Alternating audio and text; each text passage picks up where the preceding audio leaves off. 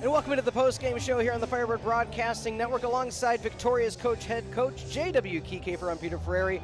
Coach, edge of our seats for that one, huh? Yeah, awesome five-setter. What a great battle there. It's always fun to feel the energy in Tarble. Yep. I thought the fans brought that today. It was a lot of fun to be in the gym. Obviously for senior day, you know, the support that this program shows for Jack and Ryan and Zach and Kyle coming back.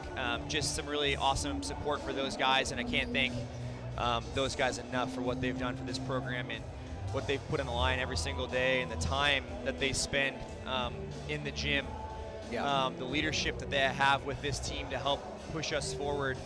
I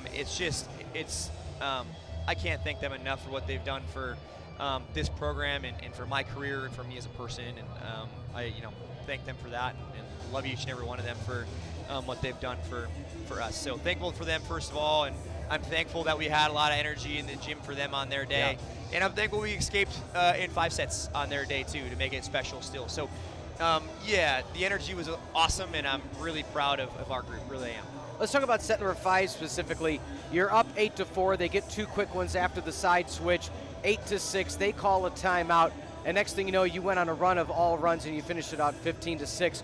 What was the mindset coming out of they're within 2 once again, and they kept finding their way back in all their set victories to finish things out here at home? Yeah, we just we got behind by big numbers in 1 and 4 there, and just couldn't rattle it back. I thought, we've played really good offense throughout the year, and we just did not play great offense there in a couple of sets. And the defense was awesome today. We blocked a ton of balls. I thought the service pressure, particularly from Owen Otto and some guys, was great today. And so the defense was great. We just the offense is consistent. We're fine. 346 in set 2 and 455 in set 5. So the offense is there. It didn't stay all the time. So we got to find a way to make sure we play consistent volleyball, not just every once in a while. And credit to that Illinois Wesleyan team. They made the drive, a 3.5-hour drive all the way up here, and played awesome volleyball to kind of go and dictate the match to start. And we had to go respond to that. So yeah, that team, it's a hard drive to come in this far and play, and they did a really great job of that. And we got to be better able to respond early to teams.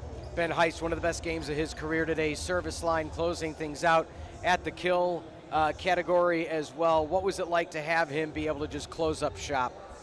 Yeah, Ben's pretty special. I think his blocking move is pretty amazing. And he's able to get across and really seal the line or seal the cross or whatever we're trying to do. He runs a scout really well and trying to get in spaces, and he learns really well about attackers in front of him. So one of the best defenders I've coached on that right pin. And Otto, man, did he take charge of that 5th set there coming out of the timeout that they called with his offense, with his service pressure in the baseline, running it out there with 5 or 6 straight. And they weren't like roll shots inbounds. They were absolute swings from the baseline to go win us some points. So when he does that, when he serves a ball like that, it makes it a little bit easier for us to play defense if we play behind it. I also think we just did a better job of communicating in rally in that 5th set. Guys were actually making plays and then communicating to the next guy to set it. We're out of system really good there in set 5. And that's what it's going to take to win can everybody make a first touch and then just communicate our way out of it to go get a really good 3rd touch. And I thought when the offense looked good out of system, that's when we did that well, as everybody was a part of the defense, and then we just communicated to figure out how to play offense out of it. Not to look too far ahead, North Park on Wednesday, Augustana on Saturday. Don't know if you heard, Augustana swept North Park today. Yeah. So both teams fighting for their life, especially with the Titans' loss here today. It's a log jam for that 4th and final spot. How can you finish things off, secure that 1st seed without allowing any of them to try to fight for their lives? Yeah, it's just about us, man. At this point of the season, you got to play your level of volleyball every single time to just build and grow. And we've already beaten those 2 teams each, and so we're in the back half, and so we know we can win. I think we got to just find a way on our side of the net to play with the same level all the time. And we just kind of dropped our level. We kind of just drop our level every once in a while and have to respond, as opposed to playing with our level all the time. And so it's on our side of the net. We got to be better on our side of the net of coming out to play with intention and urgency. Like, we're going to go win the conference. And I think right now, we thought people were going to hand us the conference. And that ain't going to happen. Nobody's just going to hand you the conference. We got to go win the conference. And so we got to go communicate and figure that out. How are we going to go win the conference? Not get given the conference. We're better than that. We're better athletes than that. We're better men than that. We want to win things here, and we got to make that change. We had to make that change yesterday. We didn't make it, so we got to make it now. Yeah. One last thought, though. Again, one more time for the seniors. As you had some time to talk to them today, they're celebrating their day. What's one more good thing about the seniors you want to throw out there on Senior Day? I think the thing that the three of them are committed to is putting together a culture where everybody feels valued, where guy 1 to guy 21 understands that they matter and they make an impact on this team in the practice gym, off the court, in the locker room, when they're hanging out as friends, and when they're playing ball every single day, making points. And so I think the three of them are committed to each other. They're committed to this team, and they want this group to play hard for each other. They want the right things, and they do those things every single day. They're the first ones to commend, if they're a starter, Zach and Ryan, to go commend the bench guys for the energy and effort they're giving to help them win. Whether it's Jack and what he's doing with his ankle being hurt for so long, and finding ways to impact this team with his communication to Zach, with his communication to the freshmen. They just care so deeply about the guys around them, and they enjoy building a culture that cares about people and cares about that guy next to them more than themselves. And it's just so much fun to coach them every day.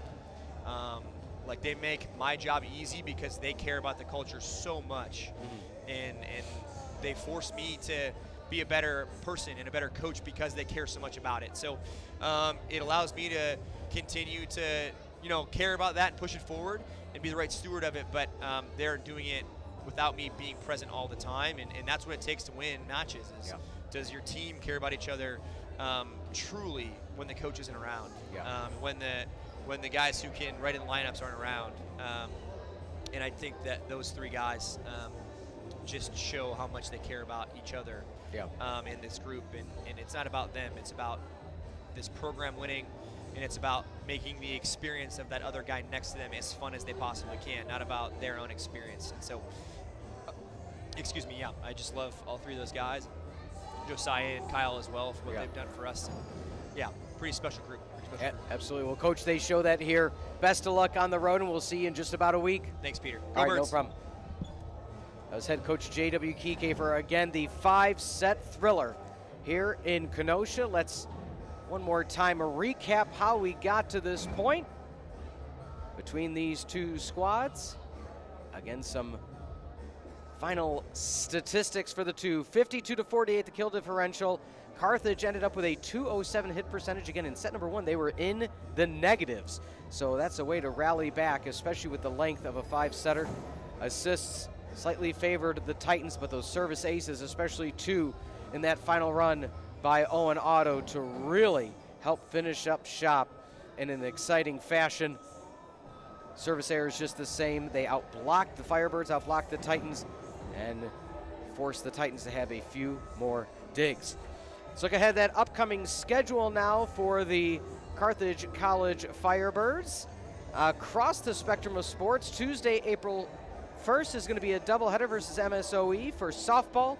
Wednesday, April the 2nd, against Ripon is going to be a 3 o'clock baseball first pitch. Saturday, April the 5th, men's volleyball versus Augustana. I will be back here on the call. And then Sunday, April 6th, the 1 o'clock baseball versus Carroll. So once again, that next home volleyball game, 7 o'clock, or next game for the Firebirds will be at North Park, 7 o'clock on the road.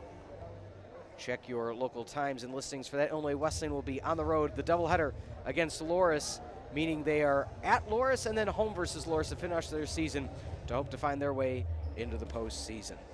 Once again, we want to thank you all for being with us. For executive producer Mike Love, producer John Voinovich, as well as the rest of the staff and crew, Morgan, Andrew, Allison, Yam, and Logan, and all student-produced broadcasts as happens here in the CCIW And for this program, it's been a presentation of Firebird Broadcast Productions and Carthage College, copyright 2025.